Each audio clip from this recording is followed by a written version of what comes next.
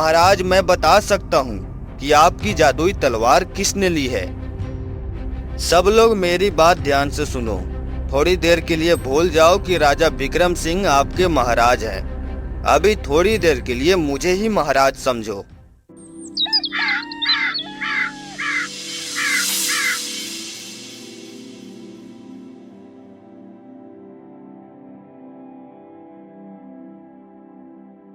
आरती, ओ आरती, जल्दी बाहर आओ।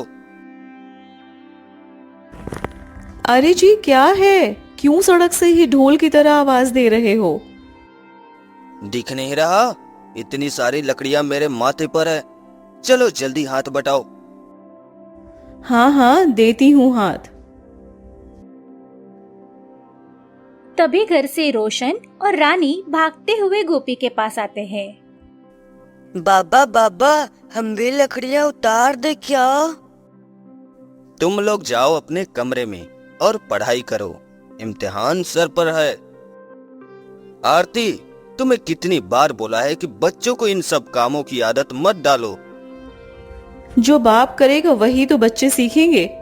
बगल वाली सलोनी के पति दफ्तर में काम करते हैं, इसलिए उनके बच्चे भी उनका बैग पकड़ते हैं और आप लकड़ियां काटते हो, इसीलिए आपके बच्चे लकड़ियां उठाते हैं। बचपन में मेरे माँ बाप नहीं रहे, जिस वजह से मैं पढ़ लिख नहीं सका, तो इसलिए आज हालात ऐसी है। इसमें पूरी गलती मेरी तो नहीं है ना। छोड़ो जी, मैं आपको ताने नहीं दे रही हूँ, सच्चाई बता रही हूँ।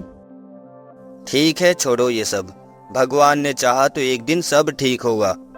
बहुत भूख लगी है, चलो खाना निकाल दो।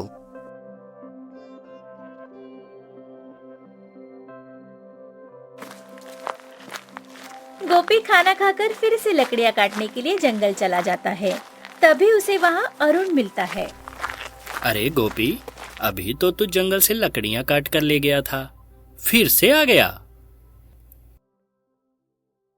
क्या करूं, घर की जरूरतें इतनी ज्यादा है कि मुझे ज्यादा काम करना पड़ रहा है। झुनझुनिया गांव कहने को तो बहुत अच्छा था, लेकिन बेचारे गोपी की मदद कोई नहीं करता था। एक दिन गोपी जंगल से लकड़ी काटकर घर ला ही रहा था कि बीच में उसकी तबीयत बिगड़ गई। उसने राह चलते आदमी से कहा, अरे राजू, देखना, जंगल से ज्यादा लकड़ियां काट ली आज मैंने। अब इसे घर नहीं ले जा पा रहा हूँ, जरा तू मेरी मदद कर दे। मैंने कहा ना, मैं तुम्हारी कोई मदद नहीं कर सकता। कम से कम अपनी बैलगाड़ी तो थोड़ी देर के लिए दे दे, मैं लकड़ियां उस पर रखकर ले जाता हूँ। मैंने कहा ना, मैं तुम्हारी कोई मदद नहीं कर सकता, तो बस नहीं कर सकता। चल अब जा यहाँ से। तब भी वहाँ एक 80 साल का बूढ़ा आदमी और एक औरत आती है, जिसे गोपी या गांव के कोई भी लोग नहीं जानते थे। ला बेटा, मैं उठा देता हूँ तेरे बोझ। अरे नहीं नहीं काका जी, आपकी उम्र में तो लोगों को आराम करना चाहिए था, लेकिन आप दोनों को देखकर लगता नहीं कि आपको आराम है। क्या करे बेटा, हमारा एक बेटा है जिसे पढ़ा लिखा कर हमने बड़ा किया, शहर में नौकरी करने के काबिल बनाया। आज उसी बेटे ने ये कहकर निकाल दिया कि आप लोगों ने मेरे लिए क्या ही क्या है। छोड़िए माई जी, दुनिया का यही दस्तूर है। गोपी अपनी लकड़ियां उठाता है और जैसे ही आगे बढ़ता है, उसे जोर से चक्कर आने लगते हैं और वो गिर जाता है। लेकिन तभी वो बूढ़ा आदमी और उसकी पत्नी लकड़ियां समेत गोपी को घर पहुंचा देते हैं। अचानक से गिरने के कारण उसके बाएं पैर में गहरी चोट आ गई थी। अब वो ना तो लकड़ी काटने जंगल जा पा रहा था और ना ही कोई कमाई हो रही थी। एक दिन, सुनिए जी, मैं सोच रही थी कि अब मैं लकड़ी काटने चली जाऊं। क्यों? तुम क्यों जाओगी? मैं तो बस कुछ दिनों में ठीक हो ही जाऊंगा, फिर मैं चला जाऊंगा। वैद्य जी ने कहा है कि अब आप एक पैरों से सही से कभी नहीं चल सकेंगे। क्या? क्या बोल रही हो आरती तुम? हाँ, मैं सच कह रही हूँ। गोपी एक पल के लिए तो उदास हो जाता है, लेकिन वो हार नहीं मानता है और आरती से कहता है, माना मैं अपने सर पर लकड़ी बांधकर पैदल नहीं चल सकता, लेकिन बैल पर तो ला सकता हूँ ना। लेकिन हमारे पास बैलगाड़ी कहाँ है, और ना ही इतने पैसे हैं कि हम बैलगाड़ी खरीद सकें। एक बार मुखिया जी से बात करते हैं, उनके पास तो 50 से भी ज्यादा बैलगाड़ी है। मुझे पूरा भरोसा है कि वो हमें बैलगाड़ी दे देंगे। चलो फिर जल्दी करो, चलते हैं। गोपी और आरती मुखिया जी के घर आते हैं। मुखिया जी, दरवाजा खोलिए। कौन है इतनी सुबह सुबह? मैं हूँ मुखिया जी। अरे गोपी, तुम यहाँ कैसे? तुम्हारे पैर में तो चोट लगी थी, वो ठीक हो गई? नहीं मुखिया जी, ये कभी माथे पर बोझ उठाकर नहीं चल सकेंगे। तो अब गुजारा कैसे होगा? उसी की बात करने आपसे आया हूँ। हाँ बोलो। मैं सोच रहा था कि आप इतनी सारी बैलगाड़ियों में से एक मुझे बेच दीजिए। मैं धीरे धीरे आपके पैसे चुका दूंगा। अरे भाई, मेरी सारी बैलगाड़ियों से काम होता है, मैं नहीं दे पाऊंगा। मुखिया जी, आप चाहो तो मैं आपकी बैलगाड़ी के दोगुने दाम दूंगा, लेकिन इस वक्त मुझे बैलगाड़ी चाहिए। नहीं नहीं गोपी, मैं नहीं दे सकता। तभी मुखिया के पास लाला आता है। मुखिया जी, मुझे बैलगाड़ी चाहिए। अरे अरे लाला जी, ले जाओ ले जाओ, कितनी ले जानी है? मुखिया जी बिना 1 रुपया लिए बैलगाड़ी लाला को दे देते हैं।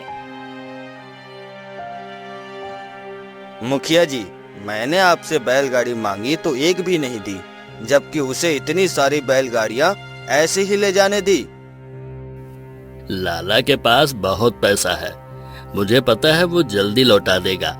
तुम पर भरोसा नहीं कर सकता, क्योंकि तेरे पास अभी कुछ नहीं है, तो बाद में क्या रहेगा?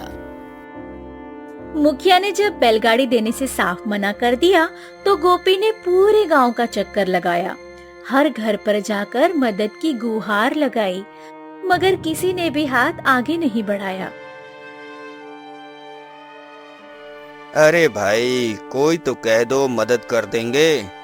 मैं धीरे धीरे लौटा दूंगा सबका पैसा। अरे गोपी, तू अब बैलगाड़ी से क्या करेगा? तेरे पैर तो चलने लायक भी नहीं बचे। तेरी हालत देखकर तो भगवान भी सोचेंगे अब क्या ही मदद करूं। यह सुनकर गोपी का दिल टूट गया। घर लौटा तो देखा बच्चे रो रहे थे। माँ, मास्टर जी बोले हैं अगर कल फीस नहीं दी तो नाम काट देंगे। हाँ माँ, आज तो सारे बच्चे हम पर हंस रहे थे, कह रहे थे ये तो भीख मांगने वाले बन जाएंगे। बेटा, कल तुम्हारी फीस भर जाएगी, चिंता मत करो। रात को जब सब सो गए तो आरती जागती रही। सोच में पड़ गई कि अब घर कैसे चलेगा। अगले दिन उसने तय कर लिया। सुनिए जी, अब मैं ही लकड़ियां काटकर शहर बेचने जाऊंगी, नहीं तो बच्चों की पढ़ाई रुक जाएगी। अरे पगली, ये काम औरतों के बस का नहीं है। ऊपर से मैंने कहा था ज्यादा बोझ मत उठाना, मेरी तरह हाल खराब हो जाएगा तुम्हारा भी। तो फिर क्या करूं? बच्चों को पढ़ाना है, मैं कोशिश कर लूंगी। मजबूरी में गोपी ने हामी भर दी। अब आरती रोज सुबह जंगल जाती, लकड़ियां काटती और सर पर बांधकर शहर में बेचने जाती। धीरे धीरे घर का गुजारा चलने लगा। कुछ दिन तक सब ठीक चला, लेकिन वही हुआ जिससे गोपी डरता था। आरती, मैंने कहा था ना, इतना मत मेहनत करो। देखो, अब तुम्हारे भी पैर जवाब देने लगे। क्या करूं जी, सोचा था ज्यादा काम करूंगी तो ज्यादा पैसे मिलेंगे। बच्चों की फीस चुकानी है और घर का भी खर्च था। अब हम दोनों ही लाचार हो गए हैं। सोचो बच्चों का क्या होगा। अब भगवान ही मालिक है जी। धीरे धीरे घर के पैसे खत्म हो गए, उधार चढ़ता गया। हेडमास्टर ने भी फीस जमा न होने पर रानी और रोशन का नाम स्कूल से काट दिया। माँ, अब मैं स्कूल नहीं जाऊंगी। सब दोस्त मुझे चिढ़ाते हैं, कहते हैं कि मैं गरीब हूँ।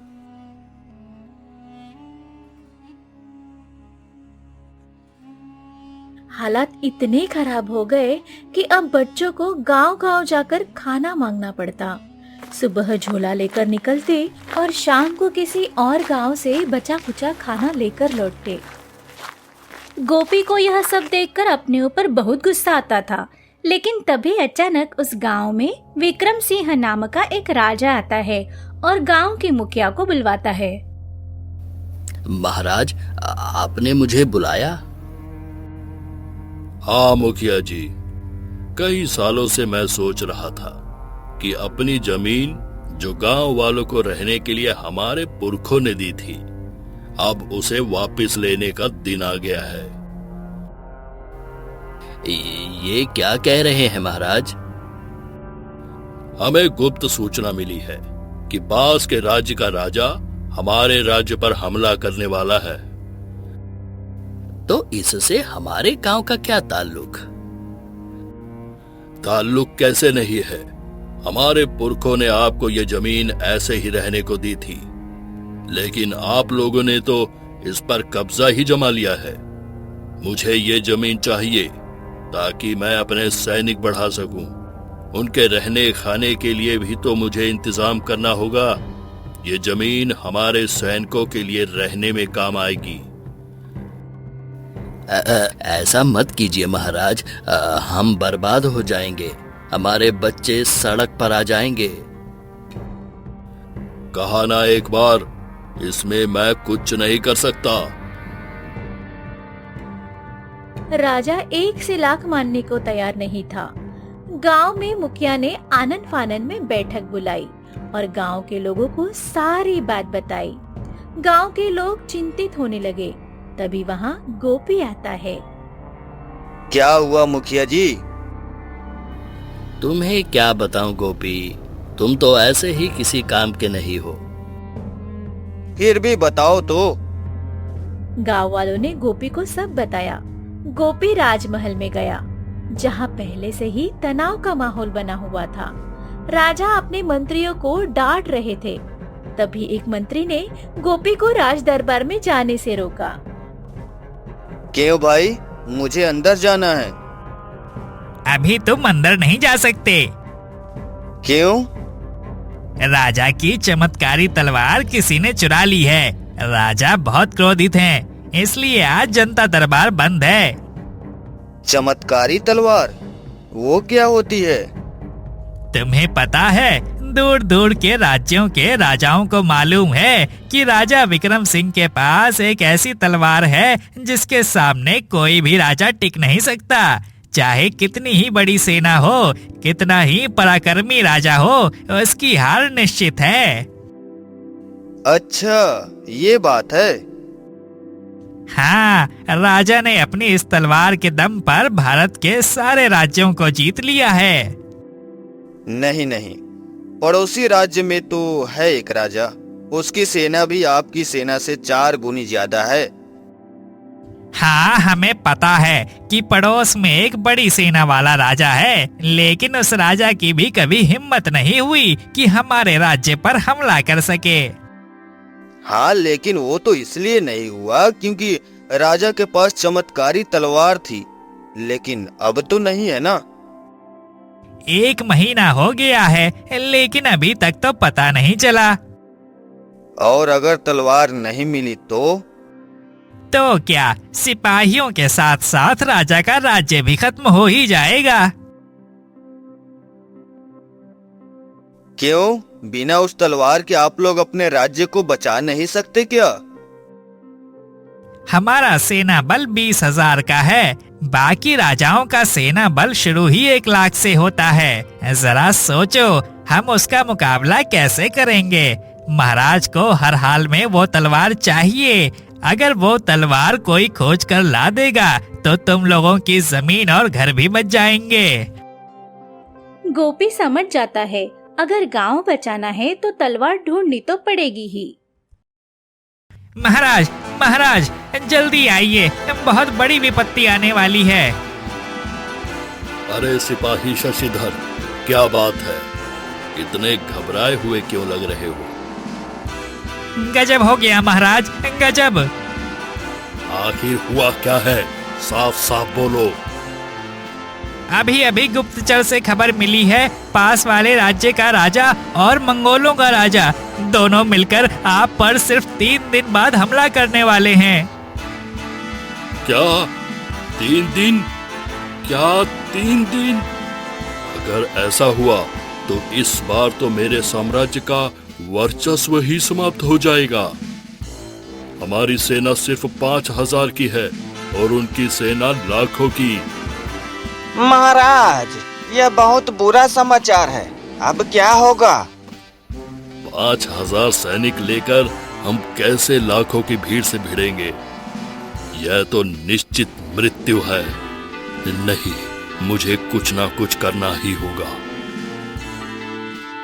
तभी बूढ़ा आदमी आता है और कहता है, मैंने कहा ना, सबका बुरा दिन आता है।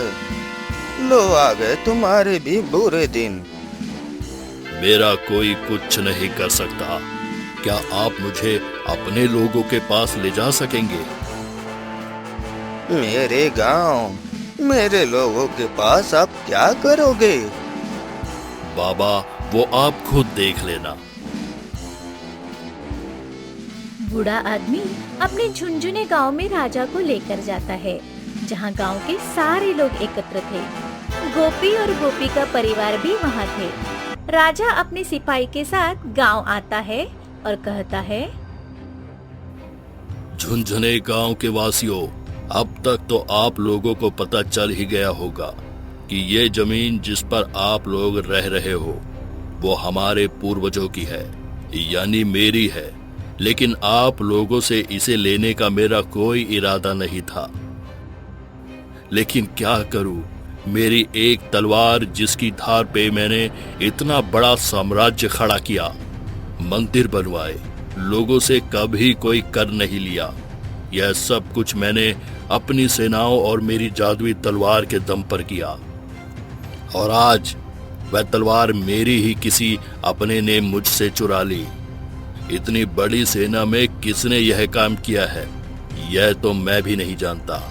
लेकिन अगर वह तलवार नहीं मिली तो आने वाले 2 से 3 महीने में मेरा साम्राज्य खत्म हो जाएगा, जो कि मैं नहीं चाहता। तो हमें बाहर निकालने से आपको आपकी तलवार मिल जाएगी? तलवार तो नहीं मिलेगी, लेकिन इस गांव को खाली करवाकर मैं अपनी सेना बढ़ाऊंगा और यहाँ उनके रहने का इंतजाम करवाऊंगा, ताकि वे मेरे राज्य को बचा सके।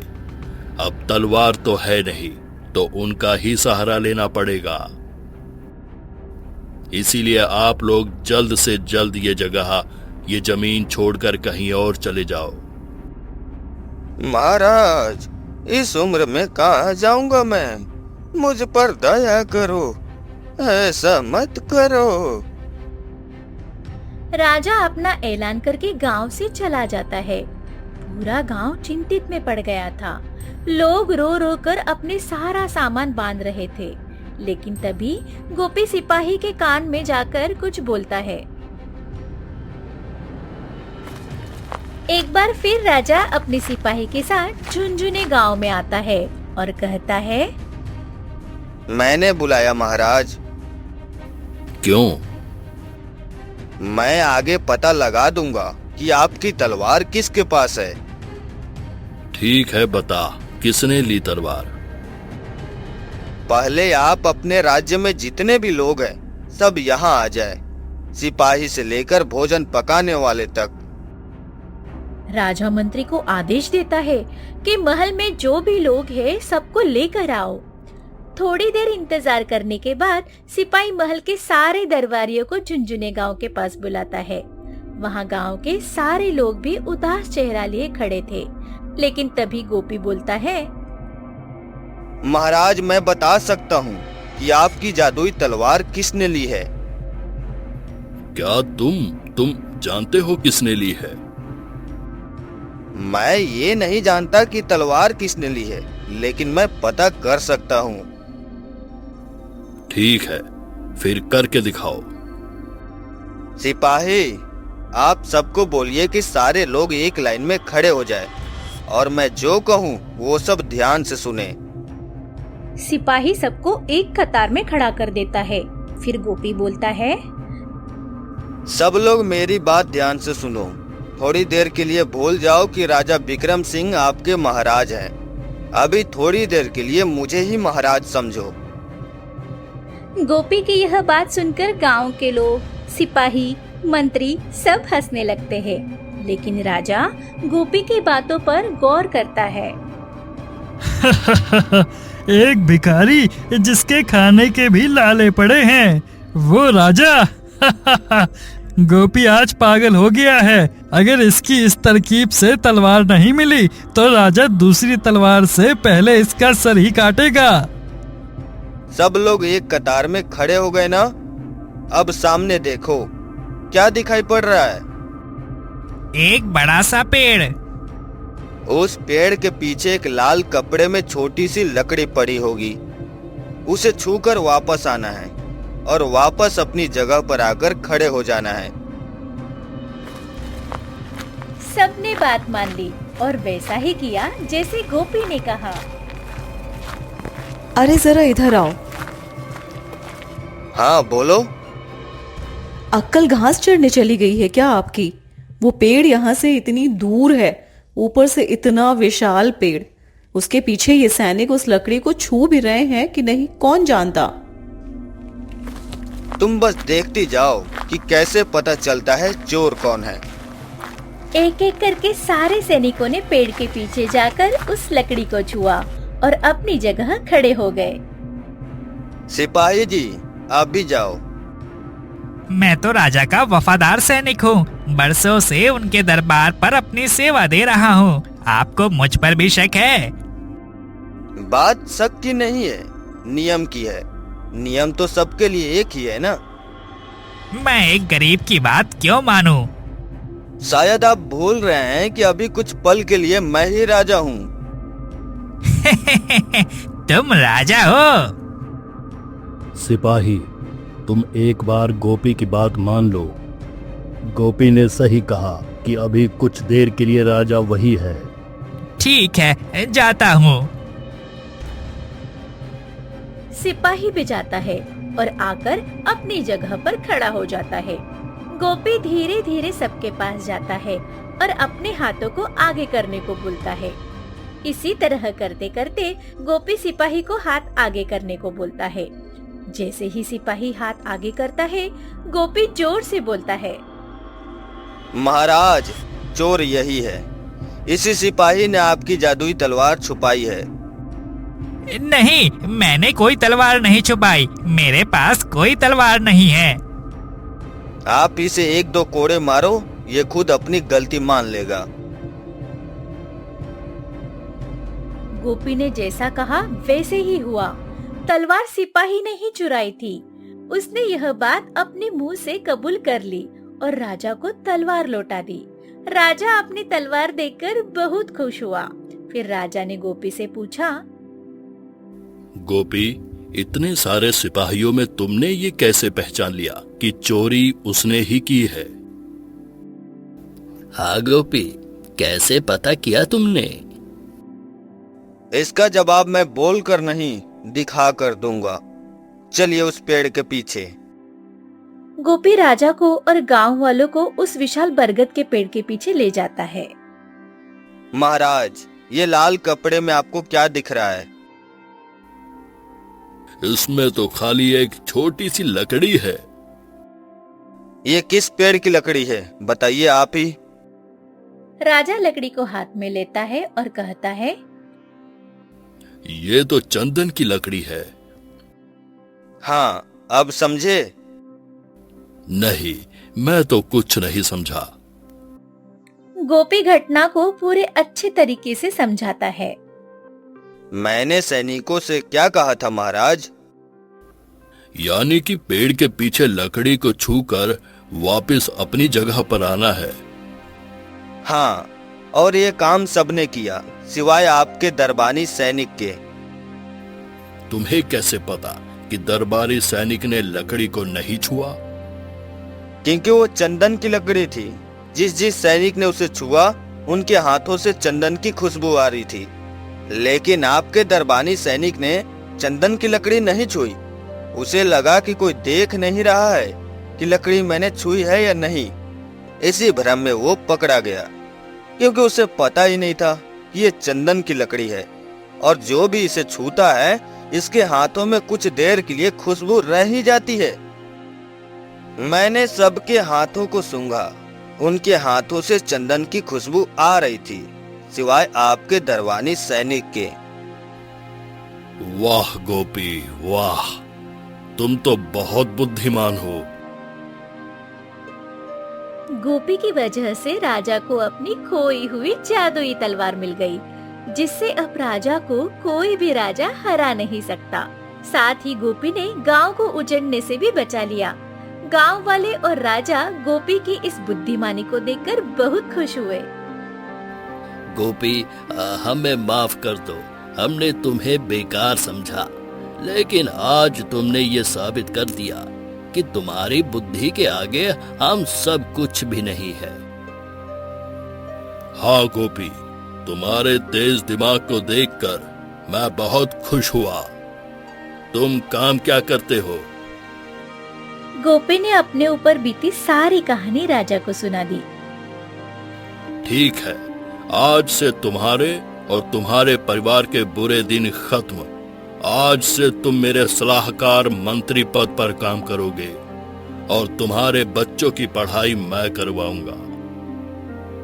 गोपी मन ही मन मुस्कुराता है और आरती से कहता है, सच्चे लोगों की भगवान किसी न किसी रूप में मदद करता ही है।